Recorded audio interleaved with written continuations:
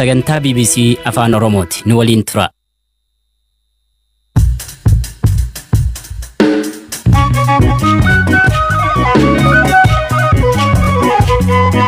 Akkamoltan dhaggeeffattoota keenya kun sagantaa raadiyoo BBC Afaan Oromooti. Dargaggoon Harargee lixaatti kooronaavaayirasiin qabame Jabuutii gahee deebi'uusaa himu.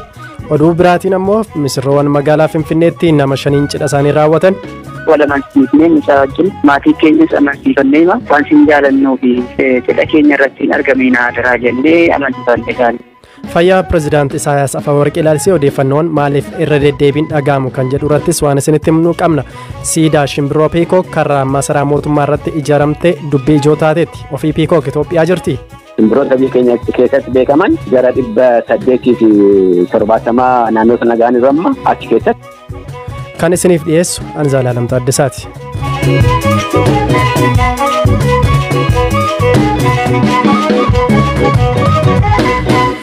Kan jalqabaatiin roobii darbee ministeerri fayyaa Itiyoophiyaa namni tokko godina Harargee lixaa gubbaa qorichaatti dhibee COVID-19 yookaan COVID-19 qabamuu isaa ibsee ture. Haa ta'u malee dargaggoo dhibeen kun irratti argame seenaa imala biyya alaa hin qabu jedhee ture. Dargaggoon kun garuu gara Saawud Arabiyaa imala osoo jiru Jabuutitti qabamuusaa fi sana booda gara Itiyoophiyaa deebi'uusaa hima. Habtaamuu Xibabuutu Finfinneerraa bilbilaan dubbise. Awo garuu andibe kana kinni nagabelle himbako ammalle ammoo qabame yeelle waan inni irratti furate qabu jechuun sinjaa. Itoophiyaadhaan ala gara biyya biraa imalteerta? Naannoo Jibuutiidhaa kana guyyaa kudha takkama guyyaa kudhan akkas teenyee bakka achirraa mootummaan dhufee nu qabdee oloo deemnee jechuudha karaa Itoophiyaadha. Iddoon guyyaa 11 itti turtan kun Itoophiyaa keessa moo Jibuutii keessa? Na Jibuutii keessa achirraa bakka iddoo kanillee dafal jamte namoonni iddoo olii beeka jechuudha bakka. Sinamma dihil kana guyyaa 11 eenyu bira turtan guyyaa 11 kana? Jechuun magaalaa dafalsan guyyaa tarka turre guyyaa 11 sanillee dalaala bira turre dalaabii gaara keessa jechuudha magaalaa osoo hin taane. Poolisoota biyya Jibuutiitti immoo kan Itoophiyaatu sin qabe? Poolisoota kan Jibuutiitti kan Itoophiyaatti fidanii dawwalattee jechuudha warra Itoophiyaa kanaan achirraa warra Itoophiyaadhaa fidee ganaa jechuudha. Enggak, itu cerita universiti fidanii achitti nu naqanii bakka achi nu biraa deebi'an jechuudha. Namoonni 11 si waliin turanoo? Ammallee ni jiranii beekte isaanis jiran bakka as jiraachaa jira jechuudha amma hospitaala guddaa hirna. Isaanillee wajjin achi ture ta'an bakka amma ifaa jechuudha dingatta maramne afeefii wanta adda addaa nurra furanii bakka ammaan tana ati qabamte hin qabamne addan baane bakka tanaafuu wanta kamte kooti qabamu sirratti argamuuf deema. Tanaafuu bakka ati ammaan tana daftee iddoo karaa mana yaalaa deemtee atattamatee jechuudha yaalamu bakka yaanii achirraa hafanii yaannatti kan. Kanaafuu ati amma Jibuutirraa erga dhuftee booda gara maatii keetii hin deemne jechuudha moo deemteerta? Maatii kiyya bira deematiin jira. Dhaqee garuu immoo yeroo duraatillee yeroo hoggaa dura jechuudha dirgaa gaafa jiru nu gorsanii turan. Harkaan fuulinaadhaa nama harkaan fuulinaadhaa isa galtanillee guyyaa 14 turte jechuudha. Kophaa teessan waan nyaata fi gosoota waan adda addaa hundaa kophaa teessan malee fayyadaminaadhaa jedhanii jechuudha. Akkas jedhanii nu gorsaa turani. Achirraa kan ka'e bakka jalleettillee nutillee ittiin makamnee bakka harkallee hin fuunee nagaa qabdanii fayyaadhaa jennee tuma dubbifnee. Ammaan kana jechuun matee fayyaa lafee abbaa fayyaa fi adeeran fayyaa bakka ijoollee adeeran fayyaatiin hundi bakka dhiyaatanii jiranii. Kophaa kee jirta iddoo ammatti jirtu kana hospitaala Hirnaa keessa? Iddoo kophaatti geen jira boononni takka hin jirtu. Tuma kaardi sanaan naqanii yaadeen naan jedhee tuma bakka namatti waliin hojii haasa'ii naan jedhee bakka taa'utti jira. Bakka ammaa marufanii bakka waan sirriikkuma hin sodaatanii himadhuu naan jira. Hojii gaggeessaan hospitaala Hirnaa Dr. Ali Adam immoo namootni dargaggoo kana waliin qunnamtii qaban 75 adda baafamuu isaanii BBC'tti himaniiru.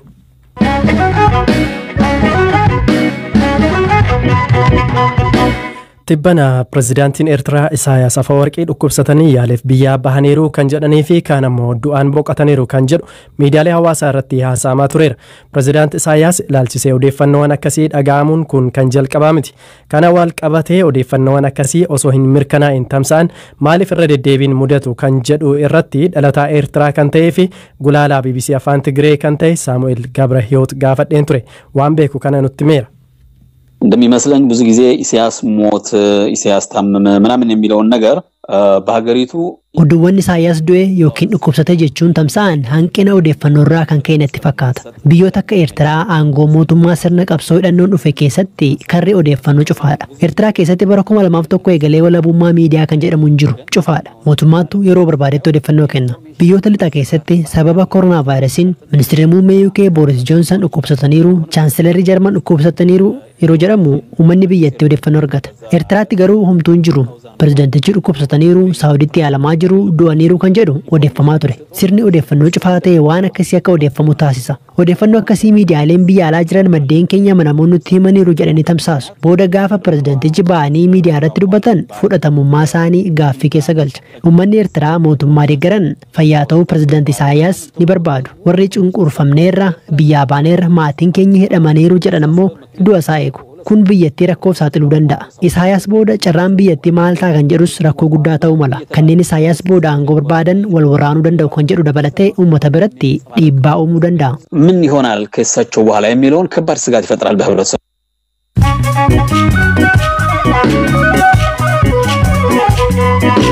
Sagantaa raadiyoo BBC Afaan Oromoo oduuwwan gaggabaaboo addunyaan isinitti hima. Dhaabbatni maallaqa adeela addunyaa IMF Itoophiyaan dhiibbaa dinagdee sababa weerara COVID-19 ishee mudate akka dandamattuuf deeggarsa doolaaraa miiliyoona 411 raggaaseef. Dhaabbatichi sababa weerara kanaan dinagdeen Itoophiyaa dadhabaa jira waan ta'eef deeggaramuu qaba jedheera. Guyyaan dafqaan bultoota addunyaa har'a kabajame. Ministeerri muummee Itoophiyaa Abiy Ahmed guyyaan hojjettoota addunyaa bara kanaa wal gargaaruu fi walii yaaduun kabajamuu qaba jedhaniiru. Magaalaa Finfinneetti shakkamtootni sukkaara wantoota farra fayyaa namaa ta'an waliin walitti makuun damma jechuun gurguruuf qopheessaa turan to'atamuu koomishiniin poolisii magaalaa Finfinnee beekse. Shakkamtootni kunneen keemikaalota wanti isaa hin beekamne sukkaara waliin walitti makuu yeroo qopheessaa jiran harkatti qabaman. Itoophiyaatti lakkoofsi namoota koronaa vaayirasii irraa bayyaannatanii 66 gahe. Lakkoofsi kunis kanneen biyyattiitti qabaman irraa walakkaan bayyaannachuu isaanii agarsiisa. Akka addunyaattis miiliyoona 1 ol kan ta'an bayyaannataniiru. Koronaa vaayirasiin Chaayinaa gidduu gala qorannoo vaayirasii Wuhaan keessaa bahuusaa ragaa qaba jedhan pirezidaantiin Ameerikaa Doonaald Tiraamp.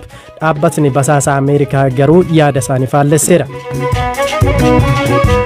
Barreessaan olaanaa UN Antonio Guterres biyyoonni addunyaan yeroo koronaa vaayirasiin lubbuun namoota hedduu galaafatetti wal ta'uurra quba walitti qabuu isaanii himan. Kanaanis gadduu isaanii turtii BBC waliin taasisan irratti ibsaniiru. Sudaan dhaqdhaqaa dubartootaa yakka jechuun labsite. Kanneen kana raawwatan waggaa 3 hidhaa bu'us jedhaniiru. Oduuwwan kanneen.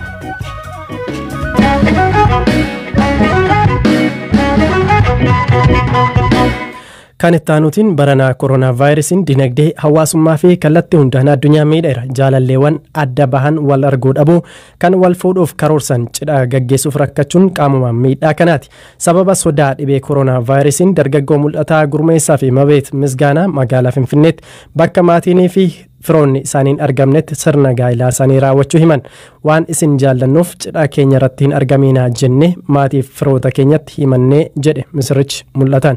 Miira guyyaa cidhaa isaanii ture hirphaa gammachuu lamaan isaanii gaafateera.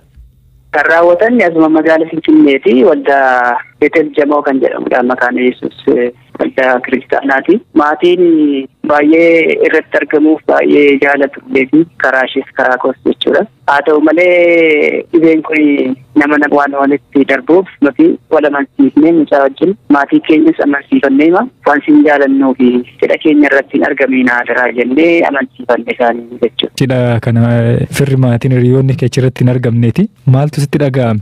Miira namatti irratti dhaga'ame. Inni guddaan gammachuu guddaa isaatti natti dhaga'ame. Ambiraa immoo xiqqoo ishee waan akka gaddaa kan jedhamutu natti dhaga'ame. Guuteef namni irraa hafeetu bakkee dhaabbata gaafa dhiini akkasii ta'u. Maatiin gammadaa hin sirbaa hin kolfaa maaltu jira. Inni suni hin jiru. Suni egaa akka namaatti koronaan kuni kana gochuusaatti akkaataa kanatti wanni jechuusaa xiqqoo ishee miira gaddaa natti dhaga'ama. Kanaati achi garuu murtoo akkasii qabaanne bara akkasii keessa kaayyoo fi karoora qabame galmaan ga'uu kootti baay'ee gammachuu guddaatu natti dhaga'ama. Sagantaa kana haala kanaan gaggeessu keessaniin wanti miidhamee jettu yoo jiraate yookiin akkasumas immoo bu'aas argadhireettee yaaddu yoo jiraate itti na dabalimi. Sirna gaa'ilaa keenya raawwatanneerra gama mootummaatiinis gama waldaatiin seera cabsine hin jiru. Inni sun miira qajeelummaa miira gammachuu qaba. Ambiraa immoo inni wanti faayidaan nuti arganne baasii humnaa olii sana nu hambise jechuudha. Kuni faayidaa guddaadha. Wanti hafe jedhamu isuma irra caalaatti yoo xiqqaate maatiin karaa haadha manaa kiyyaa fi karaa koo hiriyoon ijoollee irratti hin hirmaanne isa sanatu xiqqoo ishee nutti dhaga'ama yoo ta'e malee gammachuu guddaadha jechuu barbaade. Hidha keenya kana achi butuu hin dandeenye ture. Garuu immoo akkuma beekamu yeroon dhukkubni kun itti darbu hin beekamu. Tole Mabeet, mee miira maaltu sitti dhaga'ame? Itti kana raawwatachuuf gammachuu guddaan itti dhaga'ama. Dura akkasitti ni yaadne nuti sargima normaalii godhanne jennee yaadne garuu erga koronaan kun dhufe nama 3 hanga 4 gaggeeffanna jennee murteessine. Firri hiriyoonni kee maal siin jedhanii? Baay'eetti gammadan maatiin kossaanaan hiriyoonni kossaanaan firoonni kossaanaan wanta akka kana ta'ee sin beeku baay'ee ajaa'ibsiifannee baay'eetti gammannee jedhanii.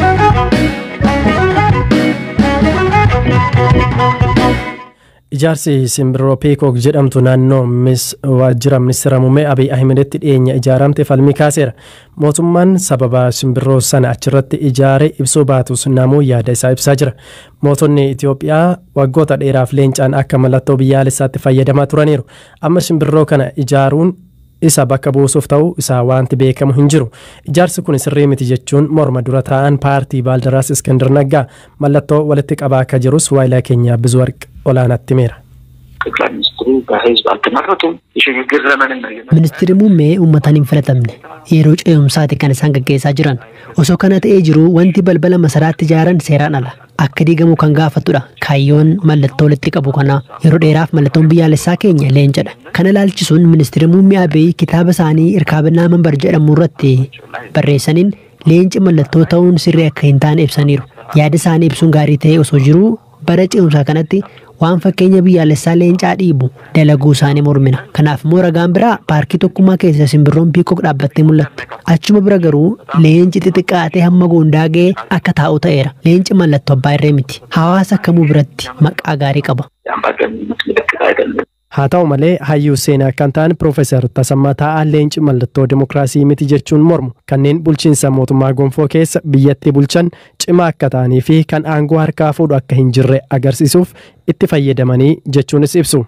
Aadaadhuma saba Oromoo keessatti iyyuu leenci eebbarrayyuu jiraam leenca qabe ta'a sarraane ta'a jedha. Mootii bineensaa gatii ta'ee fi hin sodaatama.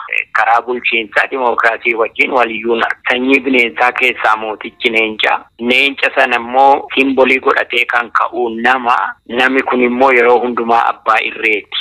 Waan hundumaa of jala gashuu barbaada. Dimokiraasii wajjin tasa waliin argu. Barreessaa fi qorataa seenaa kan ta'an obbo Birruu Tsaggaayee dhimmi leencaa qarooma kuush keessa jiraatus wanti Peekook garuu biyya kanaaf haaraadhaa jiru. Civilization of ancient Napata Miroo kan Sudan. Qorannoo arkeoloojiidhaan iddoon argamee jira iddoon tokko Zalayin Gate kan jedhamu. Siidaawwan leencatu jira. Bitaa mirgaa dhagaadhaan kan hojjetan jecha.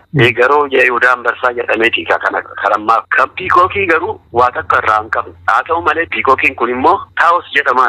The God Taos in India. Mootummaan akka mallattoo biyyaalessaatti kan ilaalamu leenca Peekookiin bakka buusuuf yaada qabaachuus tahee maaliif siidaa shimbirroo kana ijaaruu akka barbaade hin ibsine. Waa'ee shimbirroo kanaa kan gaafanne dhaabbata bosonaa fi bineensa bosonaa Oromiyaatti daayirektara misoomaa fi itti fayyadama bineensa bosonaa kan ta'an obbo Cammaraa Zawudee shimbirroon kun Itoophiyaa keessa hin jirtu jechuun himu. Itoophiyaa keessa lubbuudhaan hin jirtu waan hin jirreef Oromoon innaa maqaa baasu waan beekuun maqaa baasa. Ani dhalatee maqaan baasan malee otoo inni dhalatee maqaan baasan miti. Kanaafuu Itoophiyaa keessatti maqaan akkasii waan jirutti fakkaatu. Amaariffuma isheeyyuu amma sooshaal miidiyaa irratti dhageenye malee hin jiru.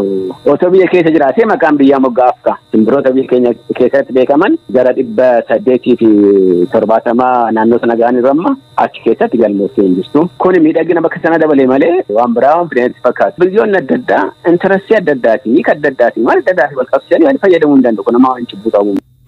Kabajamtoota dhaggeeffattoota keenya sagantaa raadiyoo BBC jimaata galgalaaf qopheessine xumurreeti kan jiru qopheessaan sagantichaa ammayyuu taanaa ture kan isiniif dhiyeesse immoo Zalaalam Taaddasaatiin ture gaafa wiixataa walitti deebina torban irratti immoo odeeffannoowwan marsariitii keenya irraatii argachuu dandeessu halkan gaarii.